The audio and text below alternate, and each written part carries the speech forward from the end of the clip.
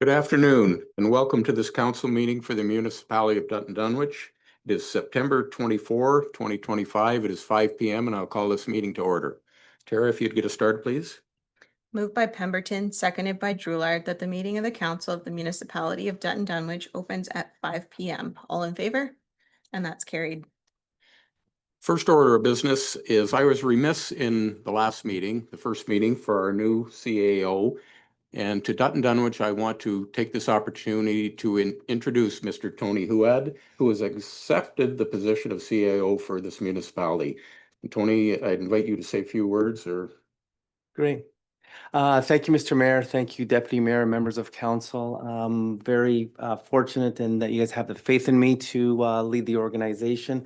I'm very honored to serve the community of Dutton Dunwich and looking forward to building on the strong foundations. And over the last several weeks, I've been trying to get out to the community and speak to residents about, some of the challenges and opportunities that we have. And I've been in the listening mode right now and collecting information, formulating ideas.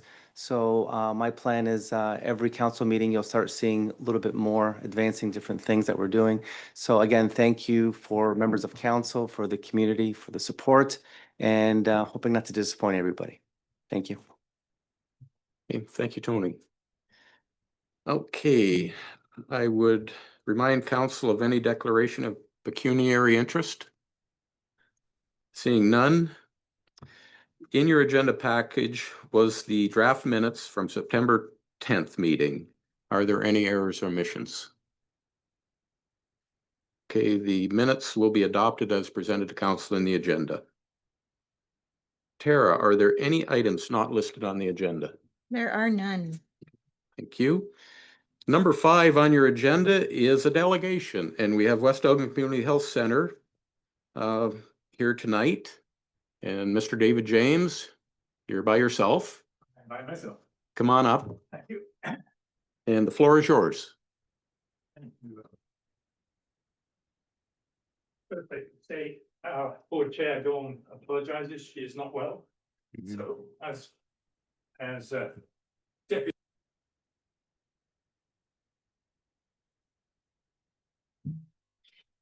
Okay.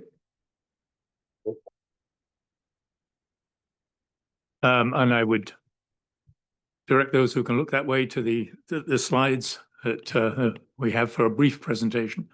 We have been working with you, Mr. Mayor, as obviously you're aware, in an informal way to set up a town hall meeting. Actually, we're going to have 2 town hall meetings, one in West Elgin in Rodney and one here in Dutton, to do 2 things: to present to the community the challenges and of healthcare in this area and what the community health centre is doing, and also most importantly to get feedback from the community. So we have set a date, October 16th, at the rec centre. We are getting the word out.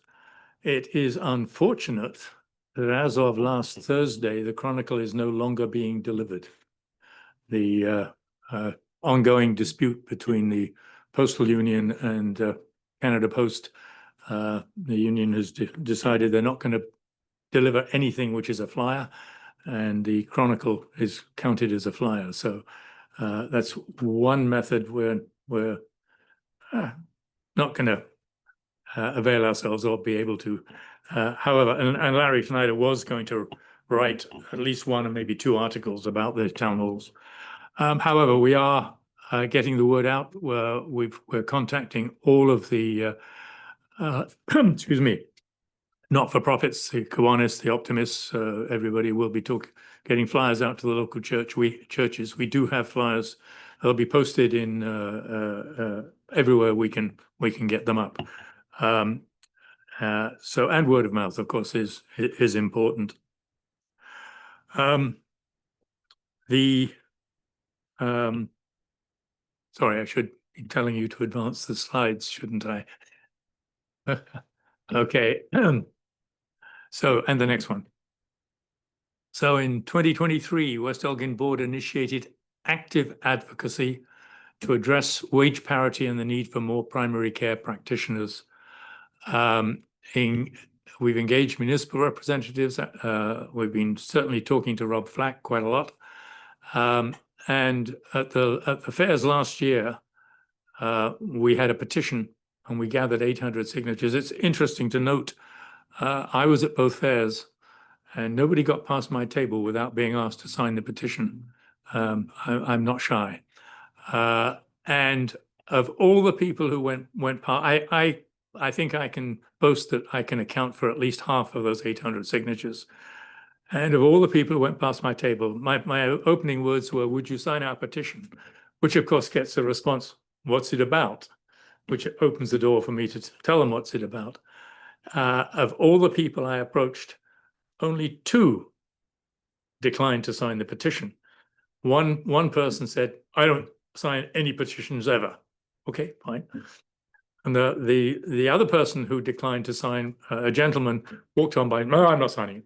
Walked on by. This was at Wallerstone. He came back about 5 minutes later and said, "I signed it in Rodney." So really, there's only one person. So it really did set a tone with people. And of course, the other thing which is of import to your council is the financial burden that this council has for healthcare in the municipality. I mean, West Elgin's line in their budget for healthcare is 0. Wouldn't it be nice if Dutton Dunwich had the same? Next slide, please. We have been engaging with the community.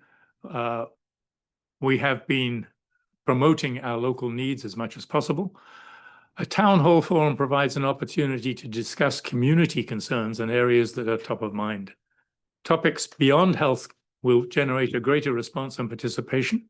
This information can serve as a foundation for future strategic planning. When I say beyond healthcare, I mean the sort of things that can come up. Certainly, food insecurity.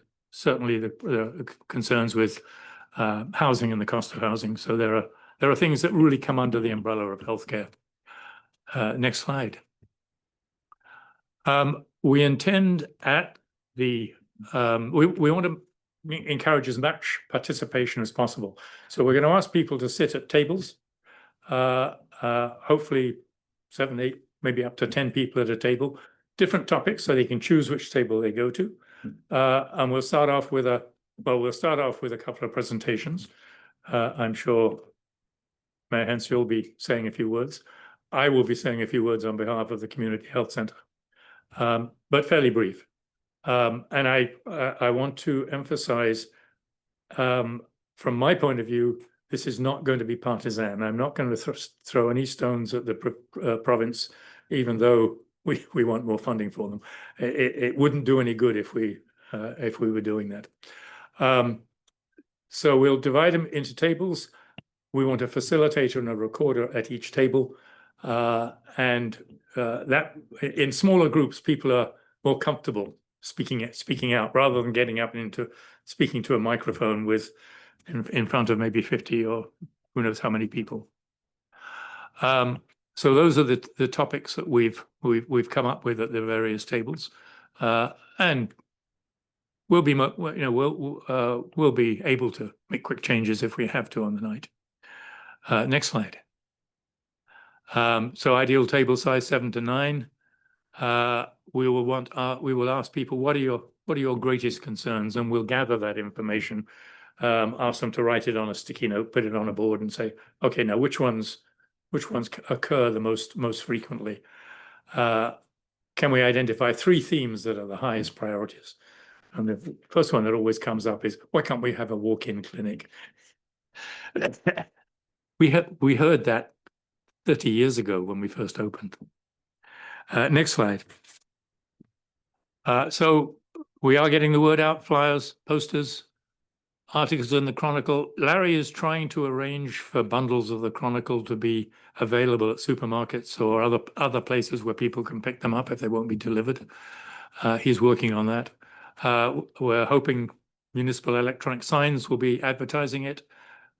We are making this a formal request to have this at this council meeting, so hopefully that helps getting it out. We are talking to Rotarians, grocery stores, hairdressers, barbers, everybody we can think of. Municipal website, all the websites on Facebook pages in the area. We are engaging and engaging local food establishments to donate for the occasion. So next slide. Insights gathered through the community engagement facilitated by the CHC board and Dutton Dunwich Council will highlight a strong partnership and will foster a deeper understanding of our community's needs. And this underscores the vital importance of truly listening to one another. I'd like also to add, we have invited Rob Flack. His office has said they're checking his schedule. He hopes he can attend. If he doesn't, he will have someone there from his office to listen. We have also invited Andrew Lawton. Not so much a federal matter, but the federal government do provide money, obviously, for healthcare. So he might want to come out and introduce himself to people. So that's taken care of. The CEO of the Elgin, Ontario Health Team has confirmed that she will be present. So again, and may be able to answer some of the questions depending what questions come up. If when we get to the open mic, if people are reluctant to step forward, we will probably have a couple of people with questions planted so that we can get the ball rolling. I suspect it won't be necessary, but we can certainly do that. So we're looking forward to it. We're hoping we can get a lot of people out and get good engagement. Tell our side of the story for healthcare. I should mention, and you're aware of this, Mayor Hens, I know, we are working with Roma, the Rural Ontario organization that looks after rural areas in Northern Ontario. They're very much on our side.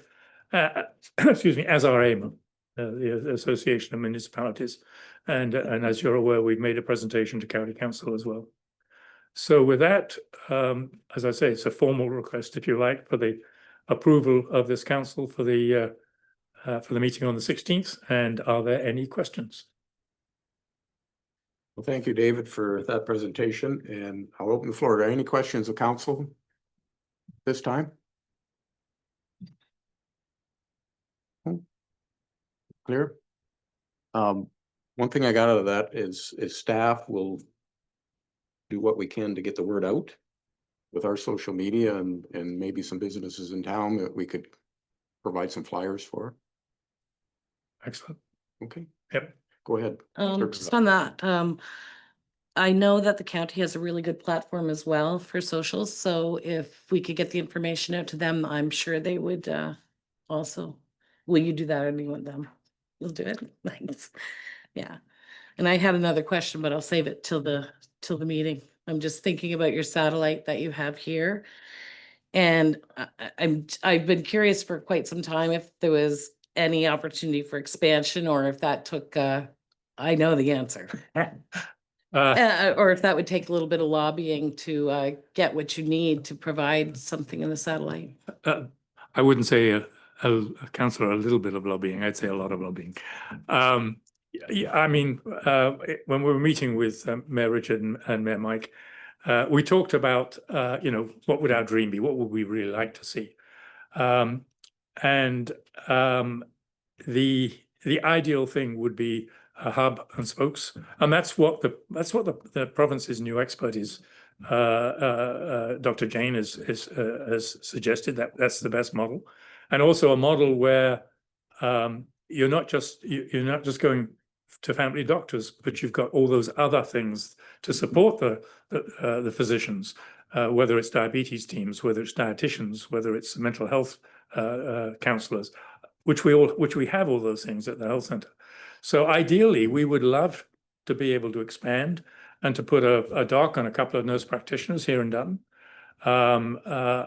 But because of the wage disparity, and this is one of the things we've been pushing, a nurse practitioner working for us is salaried. A nurse practitioner doing exactly the same job in London or in Chatham is also salaried. The difference in the salary is $30,000 a year. It makes it extremely difficult for us to recruit and retain staff. And that's one of the things that we have been pushing, and it's not just nurse practitioners, it's other professionals as well. So unless the province fund us to have a satellite office here, and unless they close, I won't say close completely, but reduce that wage disparity, it would be very difficult. So yeah, we need to talk to the province. I was happy to see that information from Dr. Philpott. So, Have you read her book? yeah, well, I've read some information. Yeah, I bought 4 copies of it. I've read it myself. I gave a copy to the community health center and suggested that Andy and others there needed to read it. I gave a copy to Rob Flack, and before she resigned, I gave a copy to Karen Fake. Yeah, I was happy to see that information. That hub and spoke program is working well in some other provinces. So, Yeah. Thanks for the information. The last meeting that we had with MPP Flack, Dr. Jane Philpott's name came up, and I extended an invitation through Rob Flack to Dr. Jane Philpott to stop in on her way past West Elm Community Health Center and Dutton Dunwich. So I'm hoping that he can facilitate that, because he needs to hear our story, or she needs to hear our story. Yeah. Okay. Thank you, David. And we'll Thank you, be Ben. ready. Excellent.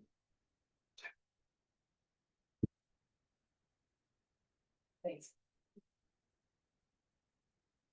Okay, number 6 on our agenda, we have a CAO's report, the pumping station 1 and equipment upgrade update. I'll turn it over to you, Tony.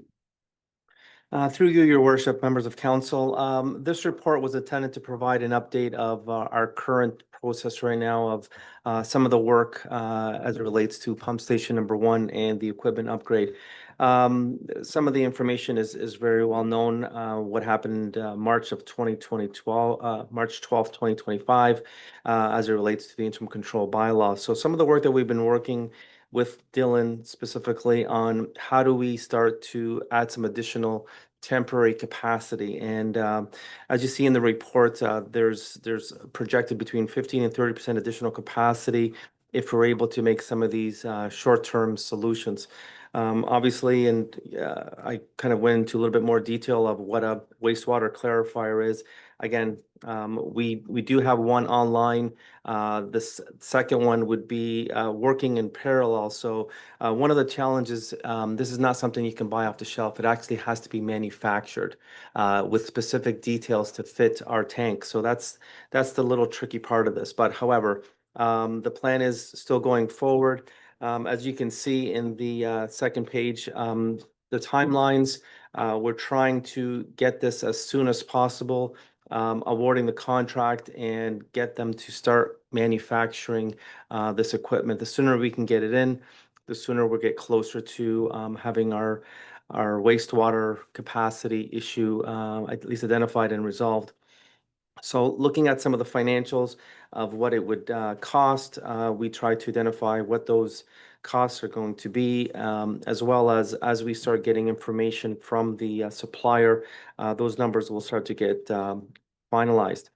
The last section is the grant application that we did submit to the Minister of Infrastructure.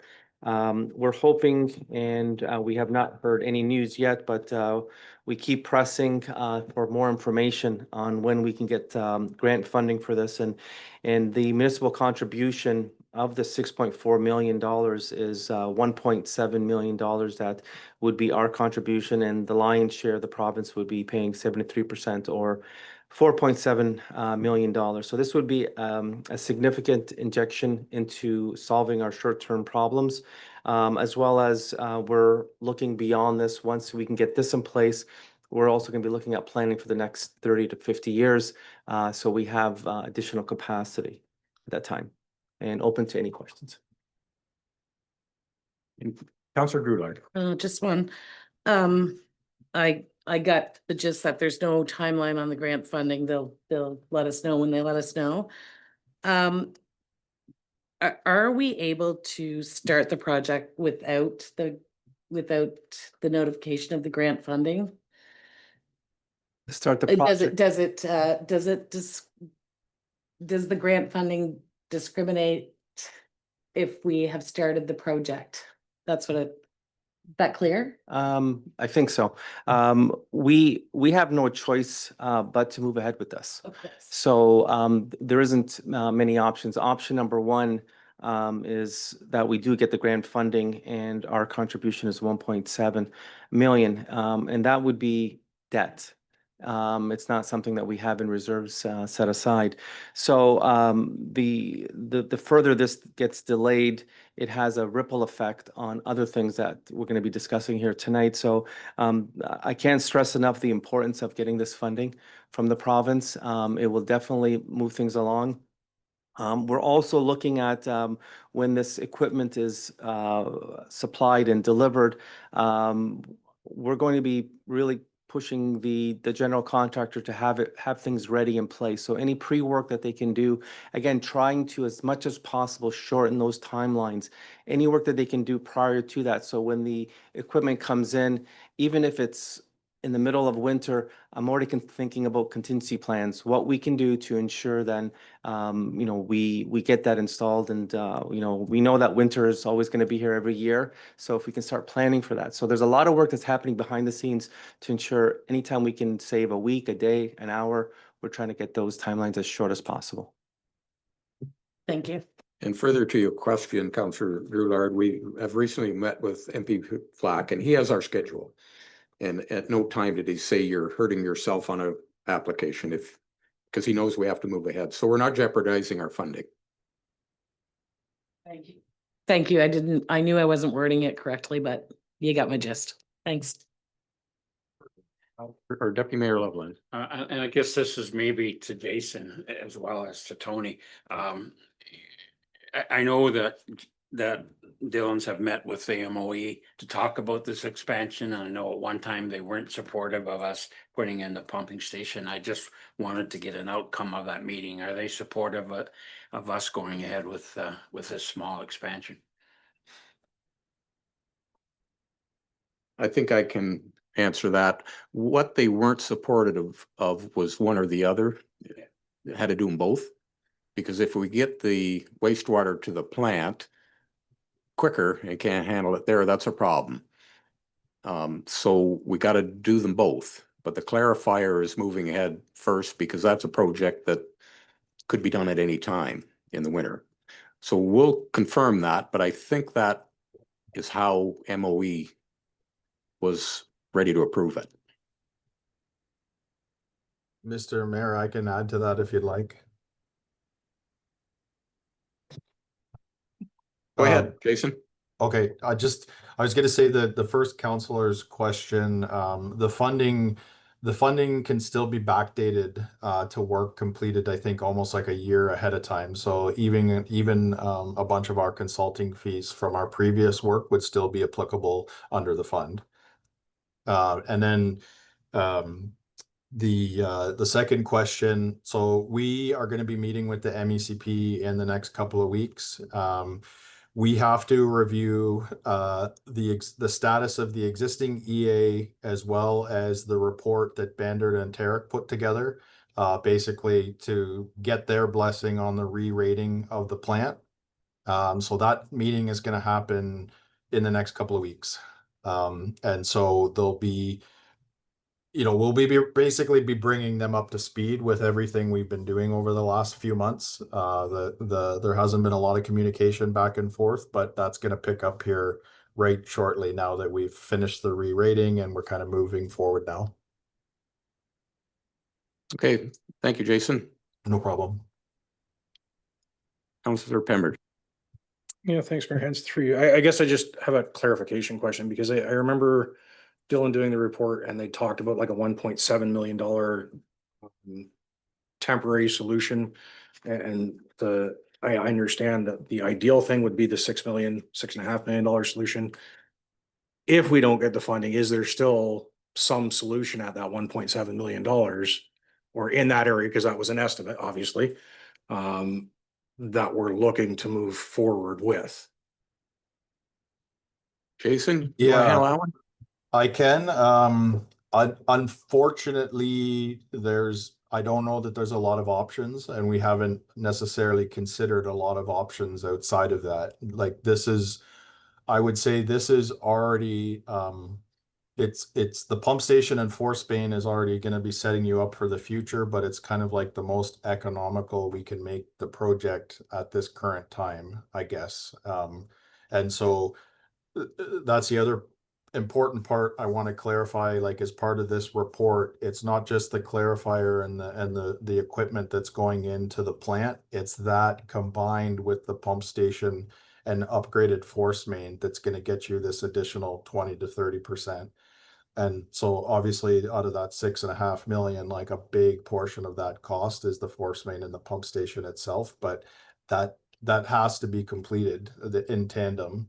And that's what's going to get you the 20 to 30% in the short term. And the 1.7 is the clarifier. No, the 1.7 is the 27%, the municipal contribution of the total cost. Yeah, I understand that, but the clarifier alone is roughly 1.7. Yes, I think we had Yeah. said, 800 to $1 million in our report was the kind of the estimate.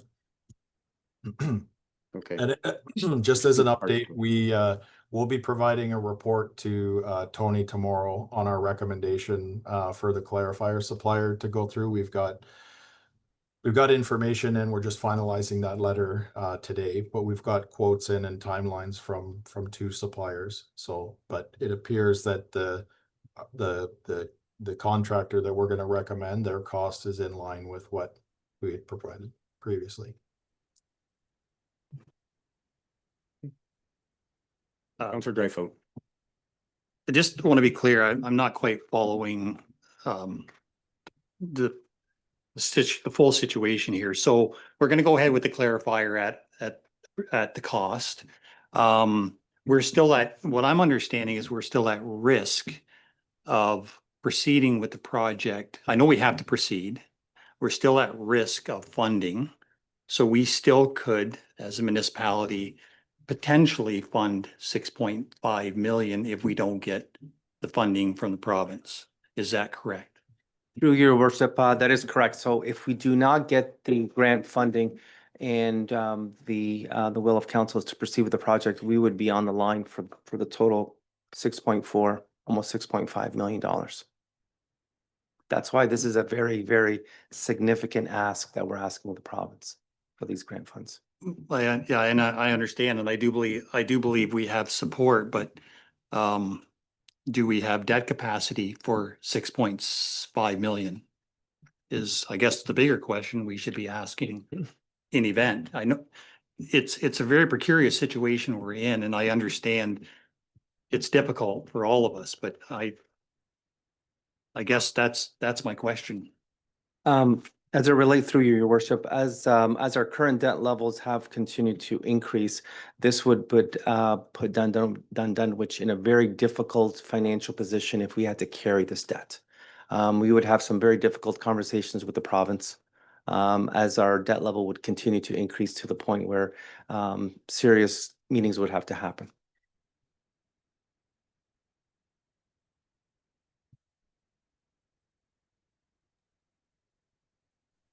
I think what we're moving forward with quickly is the clarifier. Jason, do you want to speak to that and address the concerns?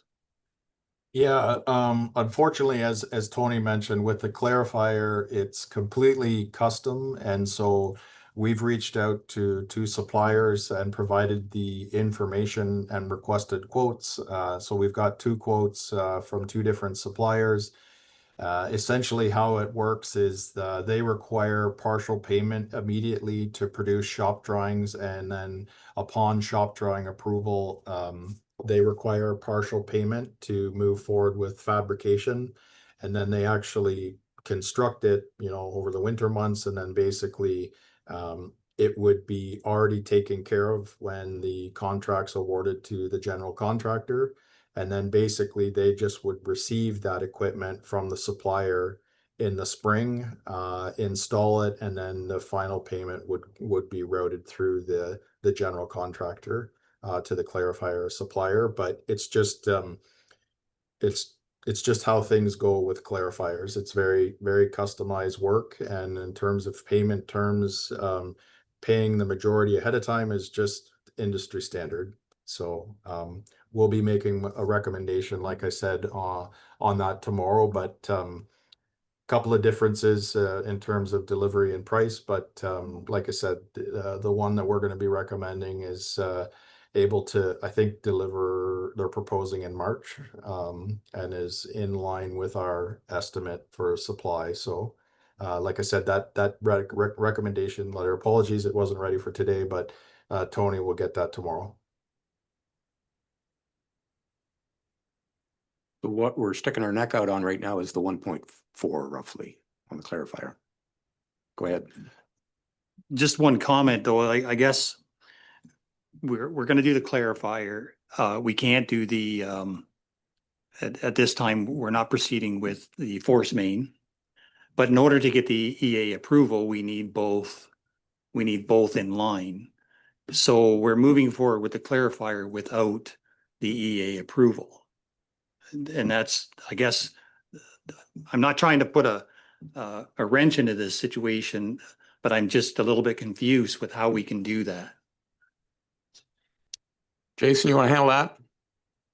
Yeah, so like I said, we are going to be coordinating with MECP in the coming weeks related to the re-rating of the existing plant based on the new clarifier work we've proposed, as well as finalizing the EA based on a number of changes that we've made since we've been kind of working through things over the last 12 months. But so I think I'm not as concerned with moving ahead and not having MECP approval. Like, we're certainly going to have their blessing before we move forward with this work, and kind of have a number of months to do that. But we'll be talking to them right away.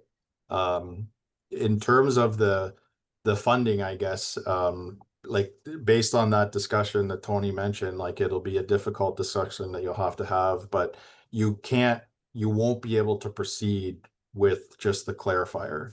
Or, like, I suppose you could, but it's really not going to do you any good. Like I said, like, you need the whole front part of that system upgraded to get to the 20 to 30% capacity. It would be just an expensive piece of equipment sitting in the clarifier drum that you wouldn't be able to make use of until the pump station and force main are upgraded as well. So it really isn't a choice, I suppose, to word it another way. If you absolutely need that additional capacity, this is the most economical option, is the clarifier upgrade and re-rating of the plant combined with the pump station upgrades.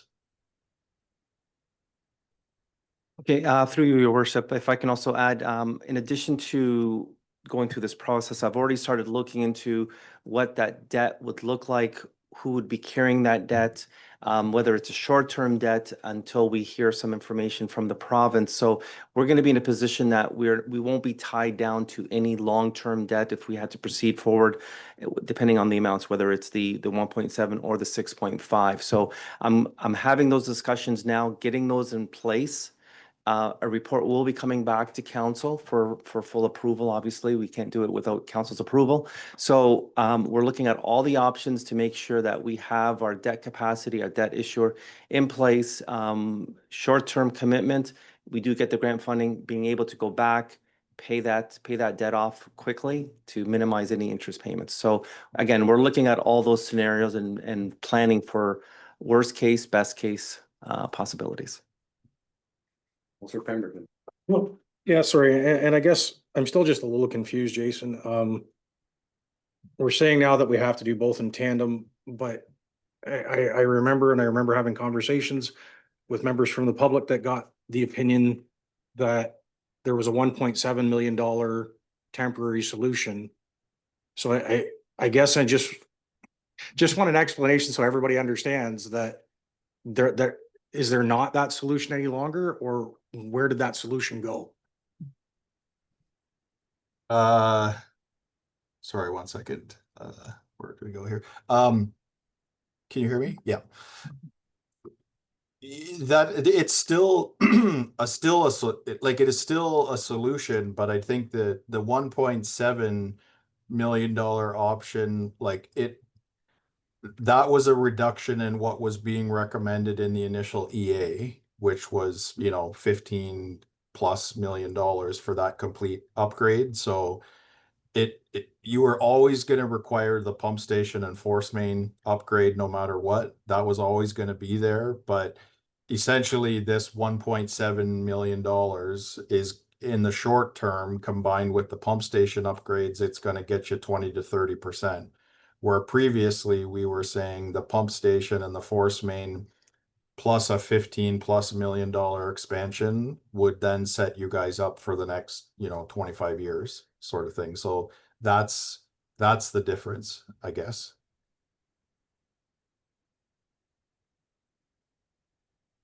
Okay.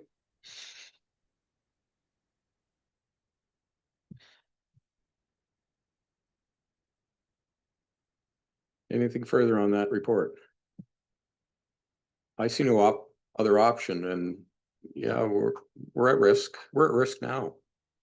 We have to move forward on this thing and trust that help's on the way.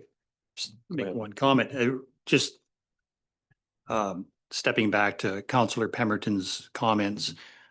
No matter how you cut it, it's a 6 point. It's not a 1.7 million fix. It's a $6.5 million upgrade. That's what we're looking to achieve with 256 home potential, correct? Like that's the long and the short of it is it's a $6.5 million upgrade, and that has to be our objective, cut and dried in the next year. So. Yes.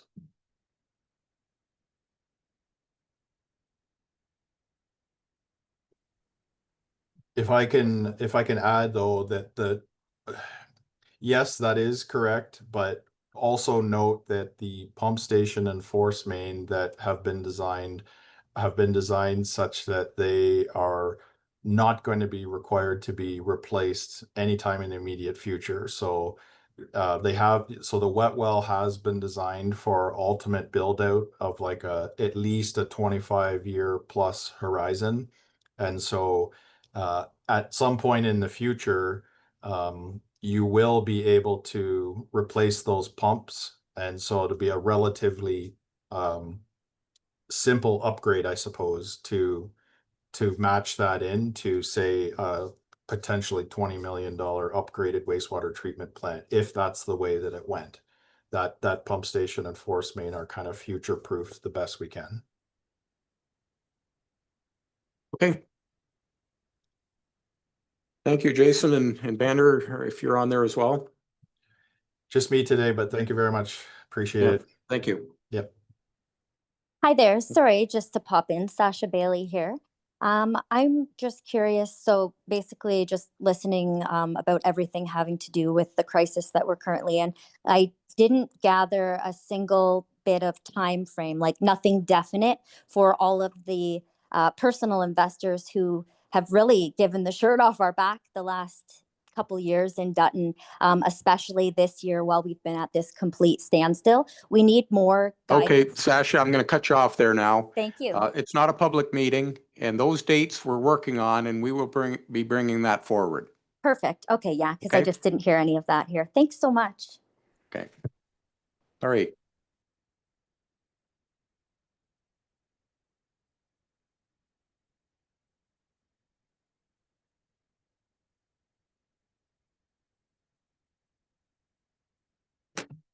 All right, moved by Drulard, seconded by Dryfout, that the Council of the Municipality of Dutton Dunwich receives the report of the Chief Administrative Officer titled Pumping Station 1 and Equipment Upgrade Update dated September 24th, 2025 for information. All in favor?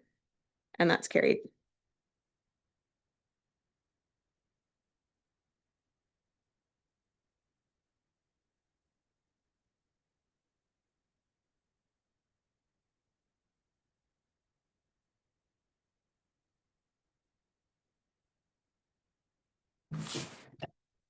Great, thank you very much. Through to the mayor to council. Just giving you an update on the interim control bylaw and the next steps. As our CAO has already mentioned, on March 12th of this year, Dutton Dunwich Council passed an interim control bylaw over all of the wastewater service lands in Dutton Dunwich, effectively putting a hold on all development related activities until the municipality was able to conduct a wastewater servicing study to gain a better understanding of the wastewater treatment plant servicing capacity and develop a strategy for implementing improvements to the wastewater treatment plant. With the Dillon study now complete, and if council were to approve the recommendations for upgrading the Dutton Dunwich wastewater treatment facility, the municipality can move forward to the next steps of the interim control bylaw. While a solution has been planned, the implementation of the plan must still be carried out in ways that protect the municipality from any development that would add additional wastewater and wastewater treatment system to the wastewater treatment system until the system's been upgraded and it's operational. So in place of an interim control bylaw, attached to this report is a holding bylaw that would be placed on the entirety of the land serviced by the Dutton Dunwich wastewater treatment facility. The holding bylaw is structured in a way that would prevent all forms of development unless specifically exempt until the wastewater treatment facility upgrades are complete and operational. Additionally, and attached to this report, a draft servicing allocation policy will guide how development will proceed through the prioritization of servicing allocation. An application must first get approved for servicing allocation to proceed with the lifting of the holding. Planning staff recommend the draft policies be circulated to the development industry for a period of 30 days to obtain comments and feedback, and that staff return to Dutton Dunwich Council once formal approval has been granted with respect to the recommended improvements to the wastewater treatment plant, with a final holding bylaw and servicing allocation policy. As I said, both those documents are attached to this report. One thing I will just point out in regards to the bylaw, so the holding bylaw, there are some exemptions that in hindsight should have been taken out of this draft. And that's section 3D and E. The way it's worded now, those items would just be able to proceed directly to building permit and would become a little bit of an issue in relation to capacity right now. So the bylaw is in draft form, and so is the servicing allocation policy. Obviously, we're here to hear from council. We're here to hear from the development industry. These documents are no way finalized right now, and we're looking to get some feedback so that we can try to accommodate as much development once there's capacity as we can. And if there's any questions, I'm happy to answer them. Okay, thank you, Matt, for that report. Questions from council? Councilor Pemberton. Yeah, thanks, Matt, for that report. I no big question, but and I understand everything. I like the fact that you're taking out the D&E. I was wondering why those were highlighted. But my question is, or just looking for clarification, if we do the holding provision, what type of application and what sort of costs would there be to have the hold removed? Because typically that would be a planning application, and of course we know there's costs associated with that. So just guess I want to make sure there isn't any undue burden of costs on people that are wanting to build to get that H removed. Through the mayor to council, As it stands today, the lifting of an H would be subject to a planning fee. However, that is a fee that we could revisit. We could have it reduced, we could have it removed, depending on the will of council. Anything further? And, excuse me, just further to Council Pemberton's comments, I know there are a couple subdivisions there that have already gone through the process to remove the holding provisions and they're approved, and of course now they're held up. It's, to me, makes it a little bit onerous on those people to go back and make them reapply for a holding provision removal a second time.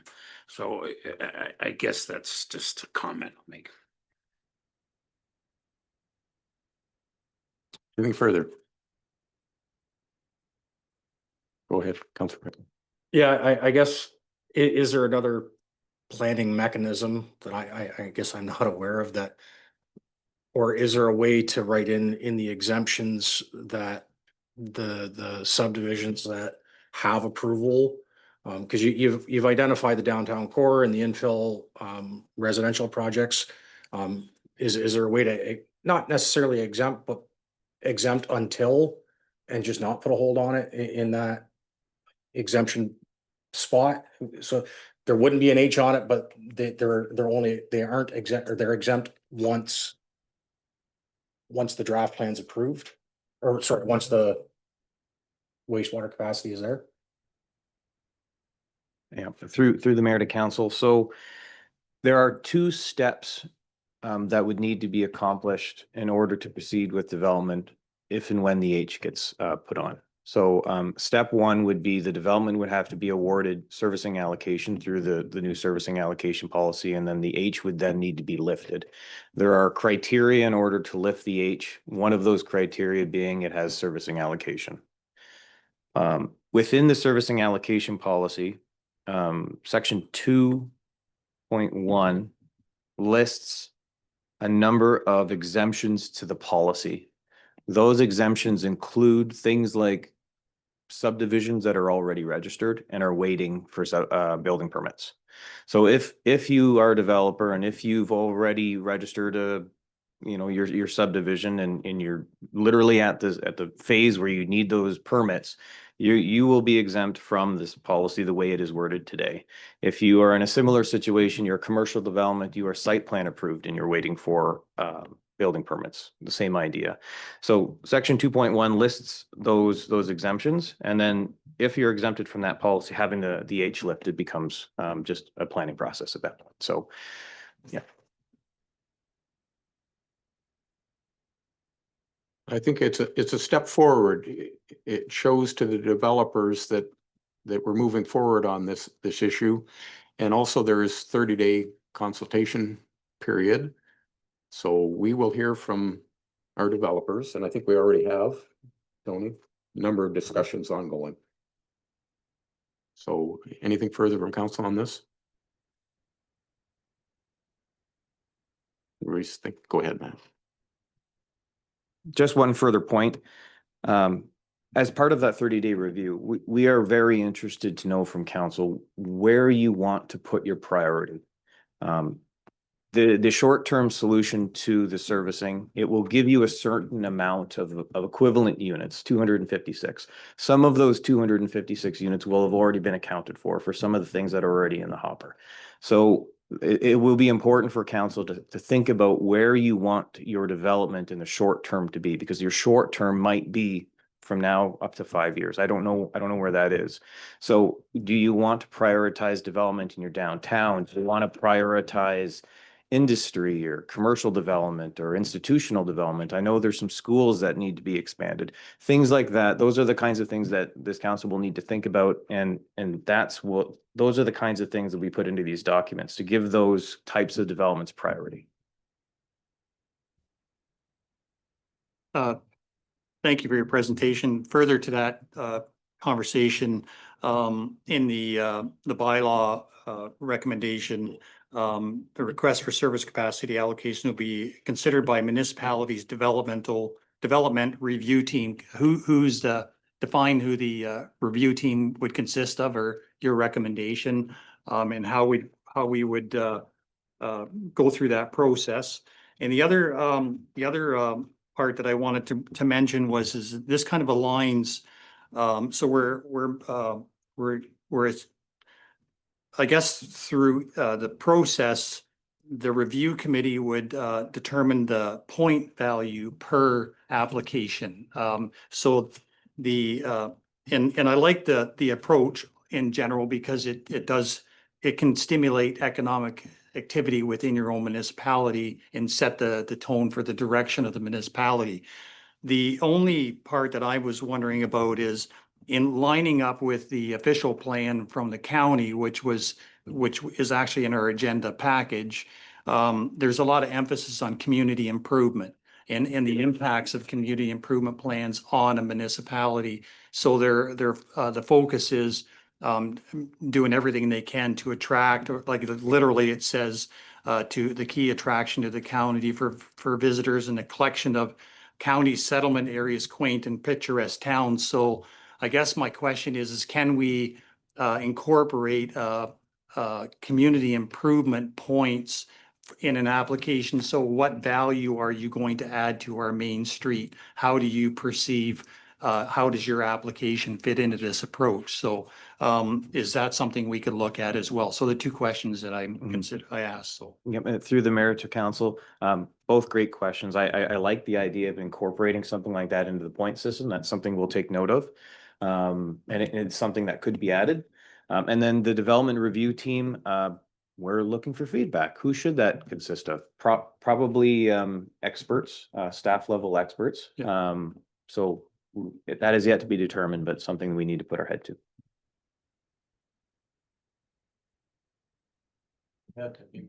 One other quick question to Matt.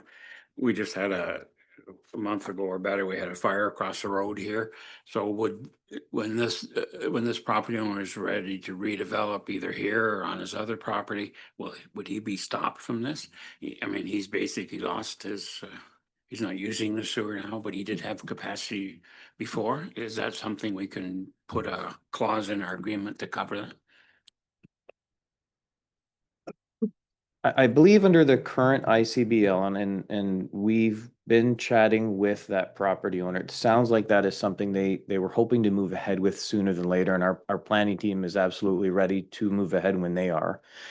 We've looked at that application, the future application, and it wouldn't be adding anything because you're taking it from one location, you're just moving it to a different location. So there may be some wiggle room in the existing ICBL.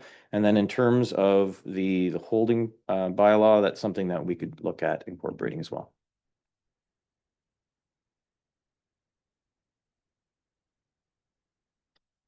Lots to think about.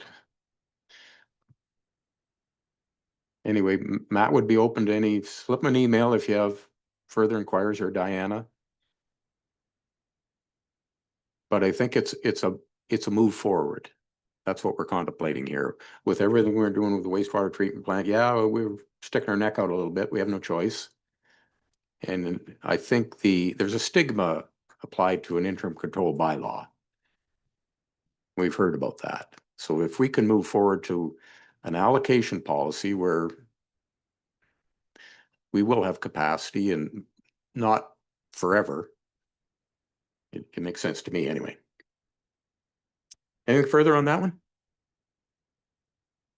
Thank you, Matt. Thank you, Diana, for all your work on this one.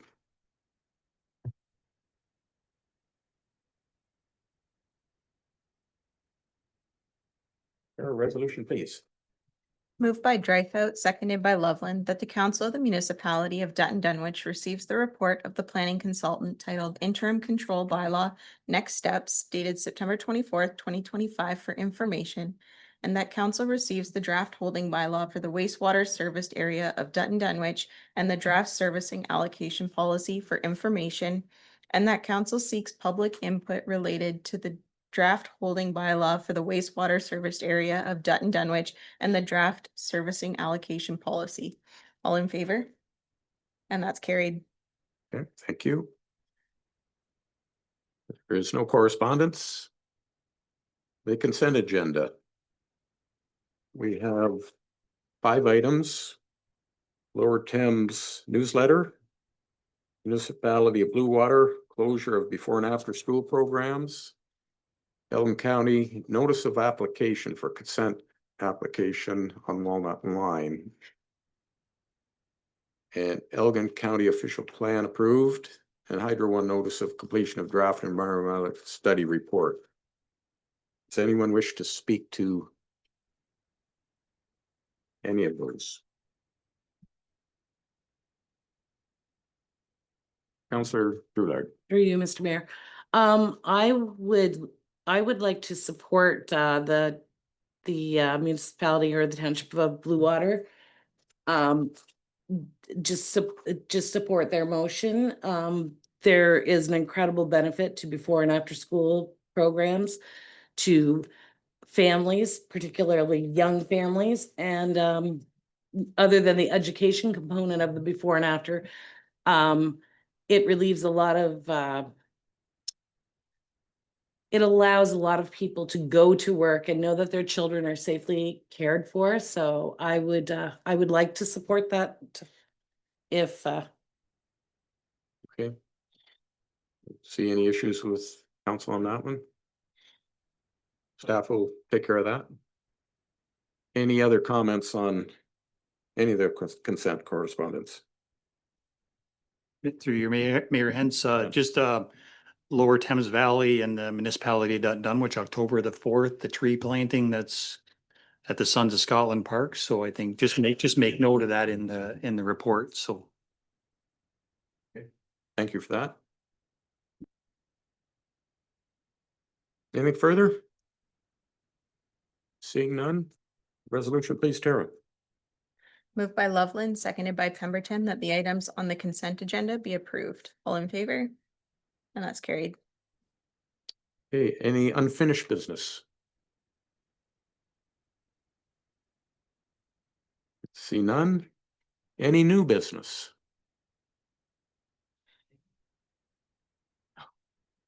I'll let you handle that on the next one. Announcements. you go ahead. Councillor Drouillard. Go ahead, Mr. Mayor. I just want to remind everyone that the greatest show on earth is this coming weekend, the Wallacestown Fair. So It is our World's Fair, and you're right. It It is the is. greatest show on earth, and I made mention at county council of the same. And I told them it was the best rural fair in this district, and I stand behind that. So we'll see you at the fair. Okay, proposed bylaws. We have one.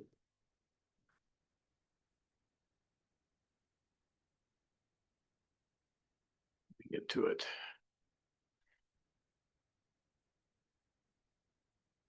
And that is the alternative voting method.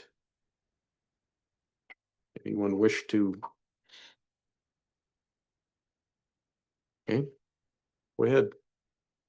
Move. Kara, please. Moved by Pemberton, seconded by Drouillard, that bylaw 2025-46, being a bylaw to enter into an agreement with IntelliVote Systems Incorporated for voting by telephone and internet for the 2026 municipal election, be read a first, second, and third time and passed. All in favor?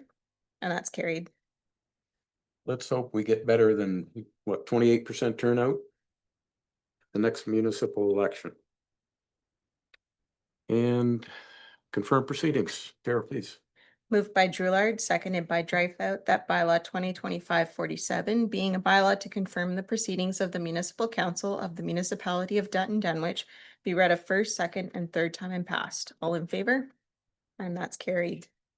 Okay, the date of the future meetings are before you, and I'll ask for the final motion. Moved by Dreyfus, seconded by Loveland, that the meeting of the council of the municipality of Dutton Dunwich closes at 5:58 PM. All in favor? And that's carried. Okay, thank you all for attending.